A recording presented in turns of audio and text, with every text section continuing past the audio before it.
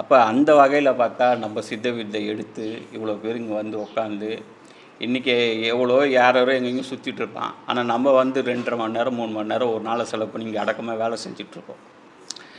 இந்த வேலைகள் நம்ம நல்லா செஞ்சோமா இல்லையான்றதெல்லாம் அப்புறம், இதுக்குன்னு வரும்ல. அப்போ அதுக்கே ஒரு கிரெடிட் இருக்குது. அதனால் இங்கே எப்பயுமே ஜெபிக்க போகும்போது ஆதாயங்களே நமக்கு தேவையே இல்லை.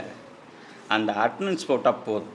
போய் அங்கே ஏதாவது ஒரு வேலையை பார்த்துக்கிட்டு இல்லை ஏதாவது ஜெபிச்சுக்கிட்டு இல்லை ஜெபிக்கிறவங்க கூட அப்படி உக்காந்துட்டு இருந்தால் கூட அதனுடைய விஷயங்கள் மாறும். ஏன்னா இங்கே முதல்ல வருவது என்பது அது ஒரு பெரிய, ரெண்டாவது பராபரத்தை தேடுறோம்ல, அது யாராலையும் முடியாது. அப்படி அதை தேடுறாங்கன்னு அதுக்கு தெரிஞ்சுதுன்னா அது டிக் பண்ணி விட்டுரும். இப்போ வீட்டில் உபயோகம் வாங்கினவங்க ஜெபம் பண்ணாமல் கொஞ்சம் அப்படி ஏதாவது டிமிக் கொடுத்துட்ருக்காங்கன்னா எப்படியாவது பண்ண வைக்கணும், இல்லைன்னா இழுத்துட்டு இங்கே வந்துடணும். ஏன்னா இங்கே வந்தால் வேறு வழி இல்லை.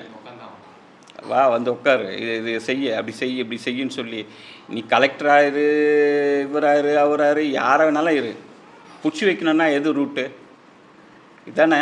இதை தவிர வேறு என்ன இருக்குது?